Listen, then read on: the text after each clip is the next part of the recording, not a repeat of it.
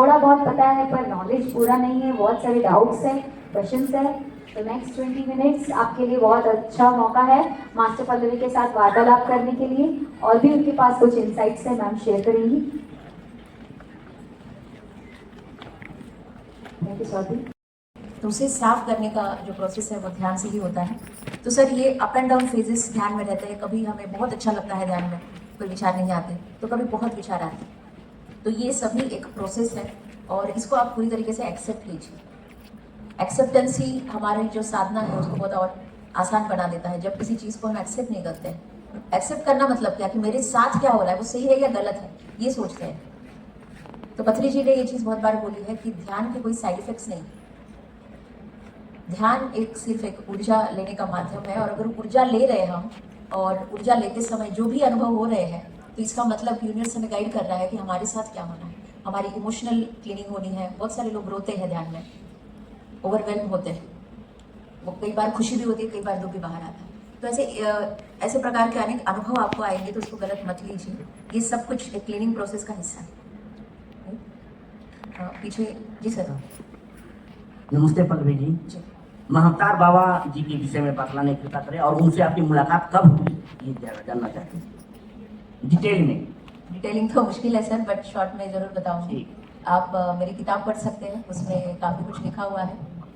जितने भी higher entities हैं, जब मैं ध्यान में आई 2006 में, तब मैं 2007 में पिरामिड वैली में गई थी और पत्री जी का वहाँ पे क्लास चल रहा था।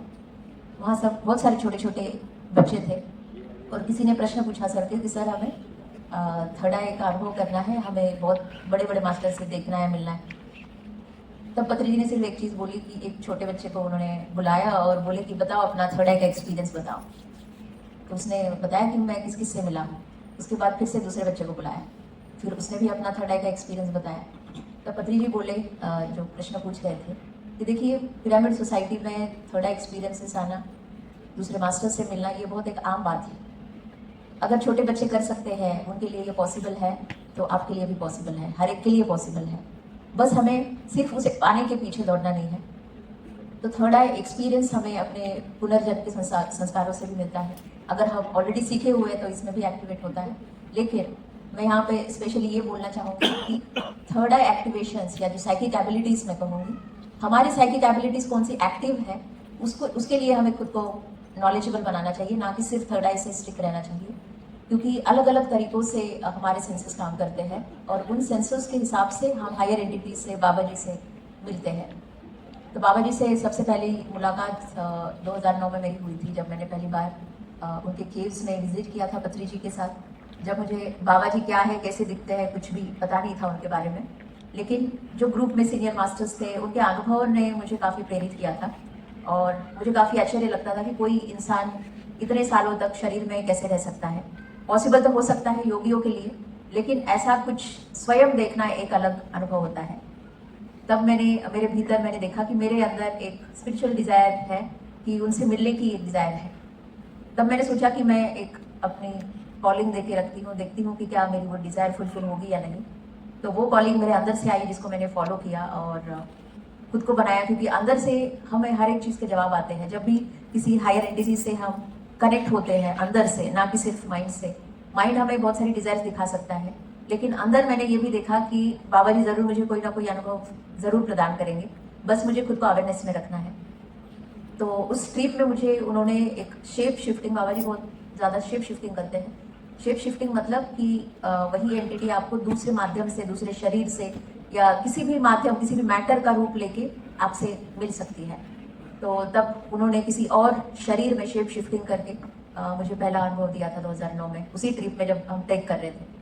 तो वो मेरा सबसे पहला इनकाउंटर था बाबा जी के साथ। और उसके बाद भी बहुत सारे इनकाउंटर्स हुए हैं, लेकिन उस जर्नी में मैंने ये सीखा है कि how to trust more on my psychic abilities, जो ऑलरेडी मेरे पास है। सबसे ज़्यादा चीज़ें हम क्या करते हैं खुद के साथ, कि जो खुद के पास है उसको बहुत कम सोचते हैं और जो नहीं है उसके पीछे ज़्यादा भागते हैं। तो ध्यान या फिर जो हायर एंटिटीज़ हैं आपको वो दिखाते हैं कि जो आपके पास है उसको कैसे वैल्यू करना है, उसको कैसे निखारना है, ताकि हम और उससे पा सके कि हमारे इस जन्म में इस एबिलिटीज़ को हम क्यों लेके आते हैं। डेफिनेटली हम दूसरे एबिलिटीज सीख सकते हैं, उसमें कोई डाउट नहीं है, लेकिन जो है पहले उसको तो हम वैल्यू करना सीखें, राइट? तो ऐसे ही आप अपनी साइकिक एबिलिटीज़ को पहचानिए और बाबा जी जैसे हायर एंटिटीज से सभी मिल सकते। धन्यवाद सर। नमस्ते मैम। नमस्ते मेरा ये कहना है कि जो इस दुनिया में नहीं है वो लोग मेरे मैम, थोड़ा पास में रखिए। जो इस दुनिया में नहीं है वो लोग मेरे सपने में हमेशा क्यों आते हैं? अभी जो मेरे बेटा एक्सपायर किया है 2 साल हो गया, वो हमेशा मेरे साथ रहता है, लगता है मेरे पास बैठा है, मेरे सामने है, मेरे सपने में दिखता है। ऐसे ही 2 बार खाने के बोला कि मम्मा कुछ दीजिए, हमें भूख लगा है। ऐसा क्यों है? इसके लिए मैं क्या करूँ? जी देखिए, सपने कोई झूठ नहीं होते हैं। कोई भी सपना जो आता है हमें प्रतिदिन, उसका कोई ना कोई मैसेज होता है, संदेश होता है हमारे लिए। और अगर आपके पास ऐसे सोल्स आ रहे हैं जो शरीर में नहीं है, तो डेफिनेटली वो कुछ चाहते हैं आपसे। तो आप अपने अवेयरनेस में थोड़ा सा उसको लिफ्ट कीजिए और ड्रीम्स में ही खुद को मतलब ऐसा गाइडेंस दीजिए कि आप उनसे बात करेंगे, कॉन्शियसली उनसे पूछेंगे कि आप उनके लिए क्या कर सकते हैं। और स्पेशली जो इस शरीर से जाते हैं या सपनों में जो वो मिलते हैं, तो आप उनसे प्रश्न पूछने चाहिए कि कहाँ पे गए हैं वो, कैसे है वो, आपसे संपर्क क्यों रख रहे हैं, वो आपसे क्या चाहते हैं, या किसी डिज़ायर के कारण तो वो अभी भी नीचे ही तो नहीं रह रहे। तो ऐसे प्रश्न आप उन लोगों से पूछ सकते हैं। कोई भी हो सकता है, आपके फैमिली मेम्बर्स या नॉन लोगों में से भी, क्योंकि जिसके पास लेने की एबिलिटी होती है, ऐसे सोर्स उनके पास ही जाते हैं। अगर आपको ये दिख रहे हैं, आ रहे हैं, मतलब आपके अंदर वो एबिलिटी है, राइट? तो इसलिए आपका वो एक फर्ज बनता है कि आप इन सोर्स को मदद करें, पूछें कि उनको किस तरीके की हेल्प चाहिए। ठीक है?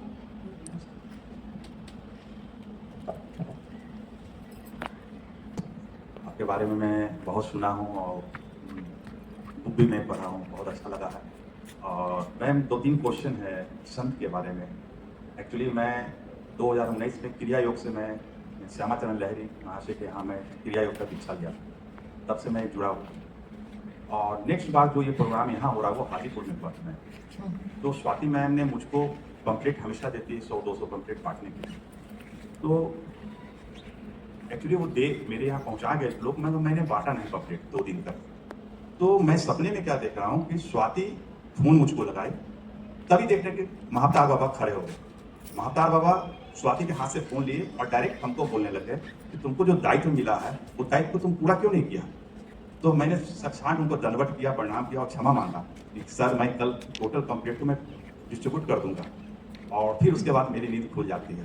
फिर मैं उठ के मैं फिर प्रणाम किया उनको कि बाबा आज तक आप नहीं आए, मगर आप इस माध्यम से आए, हमको बहुत खुशी हुआ कि कम से कम आप मुझको याद किया, इस पम्पलेट के माध्यम से हमको याद किया, इसलिए हमको बहुत आनंद आया।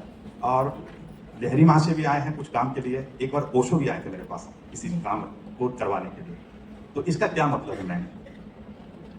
देखिए, सबसे पहले तो मतलब आप किसी से पूछिए मत, बताती हूँ क्यों। क्योंकि हर एक ड्रीम के मल्टी डायमेंशनल आंसर्स होते हैं, और ड्रीम अगर आपको आ रहा है तो उसकी डिकोडिंग भी आपके पास होती है। क्योंकि हम सभी लोग अलग अलग सिचुएशन से जाते हैं और हमारे भीतर अलग अलग विकार भी, तो उसको निकालने के लिए, उस पर्टिकुलर चीज़ की तरफ हमें लेके जाने के लिए हमें ड्रीम्स आते हैं। उसके माध्यम से हमें समझ आता है कि हम यहाँ सही नहीं कर रहे हैं।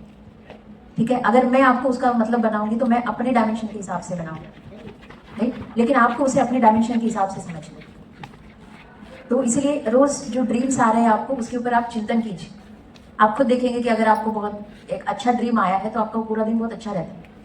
लेकिन अगर कोई खराब ड्रीम आया जो आपको पसंद नहीं है या अच्छी एनर्जी आपको नहीं दे रहा है, तो आप देखेंगे कि आपका पूरा दिन डिस्टर्ब सा रहता है। एक ड्रीम और आया था मैम, स्वाति मैम के बारे में मैं बता दूं। स्वाति मैम जब उसका बाबू नहीं हुआ था तो 2 महीना पहले मुझको एक सपना आया कि स्वाति मैम पेट से है और बाबू उनका आने वाला है। तो मैं ये बात मैंने स्वाति को फोन में मैंने बता दिया, तो स्वाति हंसने लग गई, चुपचाप रह गई, हंस के मजाक करके समझ कर रह गई।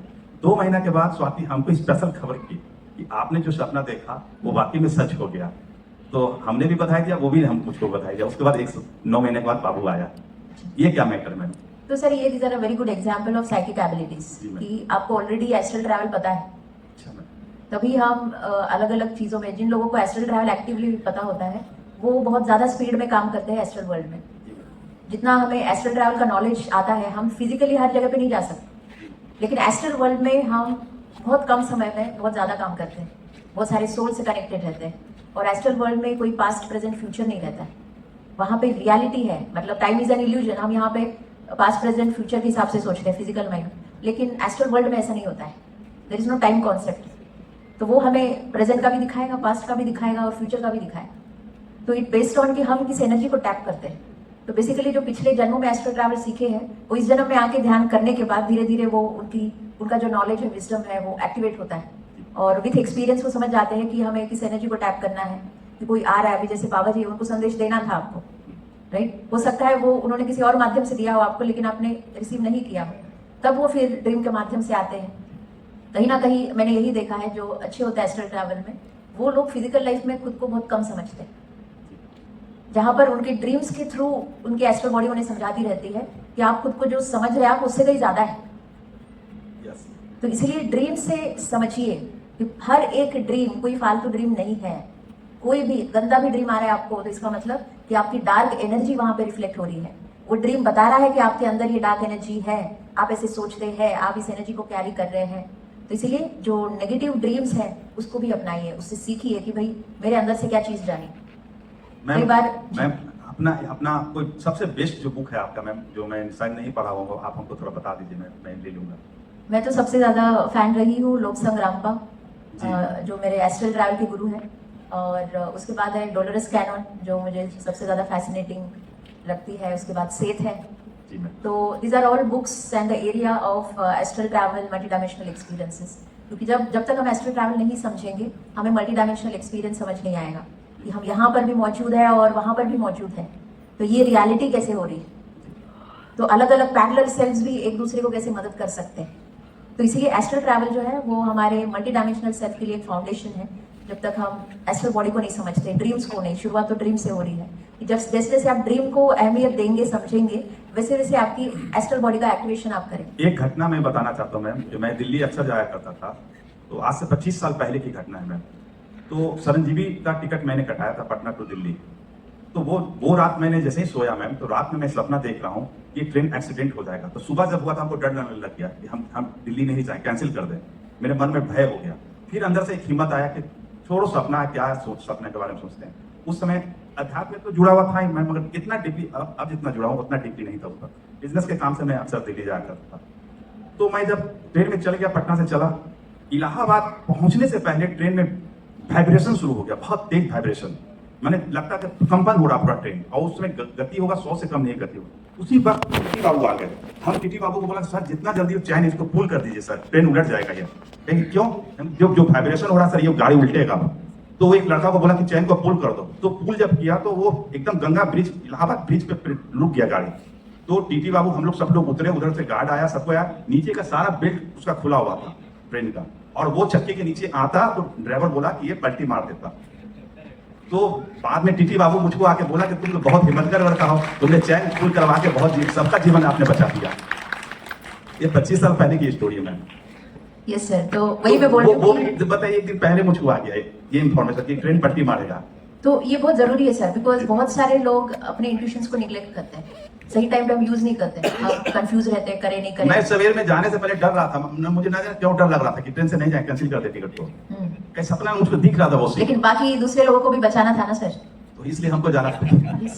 Thank so everything has a purpose. Thank you ma'am. जो व्यक्ति जहाँ जहाँ पर है उसका पर्पस है। अगर हम सभी यहाँ पे 3 दिन आए हैं तो हमारा पर्पस है।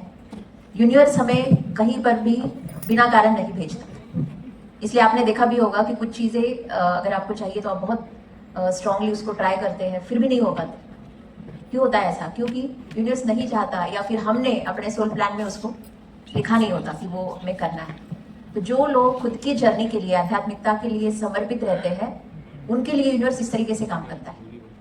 क्योंकि आप खुद देखिए, हम क्या सोचते हैं, हम अंदर क्या बोलते हैं। ये मैंने बहुत अनुभव किए कि मैं हमेशा ध्यान में आने के बाद बोलती थी कि यूनिवर्स मुझे वही देना जो मेरे सोल के लिए अच्छा है, मेरी सोल जर्नी के लिए है, जो मुझे करना है वही देना। बाकी मैं कुछ भी मांगू वो मत कभी देना जो मेरे लिए नहीं है। लेकिन उसके बाद अब हम ये बोल दिए ना, उसके बाद कई बार भूल जाते हैं और कोई चीज़ चाहिए होती है वो मिलती नहीं है। फिर यूनिवर्स का मैसेज आता है, देखो तुमने मांगा था, उसके हिसाब से मैं काम कर रहा हूँ, राइट। फिर से हम माइंड को ये कर लेते हैं कि नहीं भाई, सोल के लिए जो सही है ये अपने लिए नहीं है, इसको कैंसिल कर। तो इसलिए इसको देखिए, इसको ही अलग अलग भाषाओं में, हमारे लिटरेचर में, या अगर आप भगवान तत्व के हिसाब से देखेंगे तो आप कहते हैं इसको लीला। लेकिन आप खुद अपने ही आत्मा की लीला नहीं समझते। पत्री जी हमें यही समझाने आए थे कि अभी तक हमने बहुत सारे भगवान को फॉलो किया और हम बहुत डिपेंडेंट हो गए कि ये श्री कृष्ण की लीला है, डेफिनेटली उनकी होती है, लेकिन इन सब में हम खुद को भूल गए। हम अपने आत्मा के महत्व को भूल गए, जिसको जगाने के लिए बुद्ध आए, बहुत सारे महात्मा आए, और फिर से पत्री जी आए जो बहुत ही ज़्यादा स्ट्रांगली मैसेजेस देखे गए। कल ही हम बात कर रहे थे कि इतने सारे मास्टर्स होके गए जिन्होंने शायद जिस टाइम पे जो मौजूद थे उन्होंने डेफिनेटली मतलब शाकाहार फॉलो किया होगा, लेकिन उनके जाने के बाद वो चीज़ फॉलो नहीं हुई। जैसे बुद्ध के केस में भी अगर हम ले तो बुद्ध के जितने भी शाखाएं बनी आज भी बुद्धिस्ट मंक्स नॉनवेज खाते हैं, राइट। लेकिन पत्री जी मुझे लगता है एक ऐसे गुरु रहे हैं जिन्होंने बहुत स्ट्रांगली मैसेज दिया है। मतलब आज हमारे PSSM में ही पत्री जी ने बहुत सारी ऑर्गेनाइजेशंस हम सभी लोगों को खड़ा करके दी है कि हम इंडिविजुअली इन चीज़ों को आगे लेके जाए। हर एक पिरामिड मास्टर्स पत्री जी के 18 प्रिंसिपल को आगे लेते हुए जा रहा है। तो एक गुरु को कुछ चीज़ें स्ट्रांगली बताना बहुत ज़रूरी होता है। शायद बुद्ध ने इतनी स्ट्रांगली शाकाहार के बारे में नहीं बताया, इसलिए आज बुद्धिस्ट मंक उसको फॉलो नहीं कर, लेकिन पिरामिड मास्टर्स इसको फॉलो कर रहे हैं, वेजिटेरियन रैली निकाल रहे हैं, ध्यान सिखा रहे हैं। तो इससे ज़रूर हमारा फ्यूचर बदल रहा है और बदलेगा। इसका प्रचार करते रहिए, सिखाते रहिए। धन्यवाद। मैम आप नमन जी। 3-4 शब्दों में तो उसकी थोड़ी क्लियरिटी आप हमको दे देंगे तो मैं आपका अनुग्रह करूंगा। जी। चित्त, चेतन, चेतना और चैतन्य के विषय में थोड़ी सी मुझे समझा दीजिए, मैं अनुभूत रहूंगा। पहला शब्द क्या बोला आपने? चित्त, चित्त। मन, चित्त, चेतन, चेतना और चैतन्य। देखिए, मन मतलब माइंड। माइंड अभी हाँ, मैं आपको एक पत्री जी के कॉन्सेप्ट से इसका आंसर देती हूँ कि मन, चित्त, मन, बुद्धि, चित्त, अहंकार, ये सबको मिलकर इंग्लिश लिटरेचर में माइंड बोल रहे हैं, लेकिन हमारे संस्कृत में, हमारे इंडियन लिटरेचर में इसको मन, बुद्धि, चित्त, अहंकार के रूप में इसको डिफरेंशिएट किया गया है। ठीक है, तो मन मतलब द बंच ऑफ थॉट्स, जिसका काम है विचारों को बनाना, विचारों को पैदा करते रहना। क्यों? क्योंकि मन जो है वो बाहरी रूप से चीज़ों को लेता है, बाहर से अंदर लेता है। चित्त क्या है? चित्त है कि हमारा पूरा ध्यान किसी और जगह पे रहे। मन अपना काम करता रहेगा, हम विचार करते रहेंगे, ओवरथिंक करते रहेंगे, लेकिन हमारा जो चित्त है वो हमारे पास नहीं रहेगा, वो कहीं और रहेगा। सपोज आप मेरे से अभी बात कर रहे हैं, लेकिन आपका चित्त जो है वो घर पे, रांची में है, तो वो हो गया चित्त। मतलब हमारा अंदर से ध्यान कहीं और है, वो है चित्त। फिर है चेतना। चेतना हम खुद को बोलते हैं, हमारी आत्मा को। चेतन शब्द आता है। चेतन का कोई ऐसे स्पेसिफिक मतलब नहीं है, हम उसको सेंटेंसेस में यूज करते हैं, वो कोई एज अ कॉन्सेप्ट नहीं। हम उसके प्रति चेतनाशील है, इस प्रकार से हम उसको यूज करते हैं। तो चेतना है, हम सब चेतना है, आत्मा को चेतना भी कहा जाता है। अब चैतन्य क्या है? चैतन्य मतलब कि हम जितनी चेतनाएं हैं, आत्माएं हैं, उनको मूल चैतन्य से जाके मिलना है, जिसको हम सोर्स कहते हैं, भगवान कहते हैं, जो भी परमेश्वर, परमात्मा कहते हैं, तो वो है चैतन्य, सोर्स। तो इस प्रकार से हम उसको सीख सकते हैं या देख सकते हैं। मेरे पास मैं जो पाया हूँ उसे आपके सामने रख रहा हूँ, आप उसे जरा क्लियर कर देंगे। जी। मन जो है एक मस्तिष्क का यंत्र है जो सारे शरीर को कंट्रोल करता है। मन से थोड़ी दूर में चित्त है, जो मैंने स्वाध्याय से थोड़ी पाया, लेकिन क्लैरिटी मेरे को नहीं है। मन से थोड़ी दूर अंदर चित्त है। चित्त जो है सो विचारों का भंडार है, जन्म जन्मांतर से विचार आ रही है।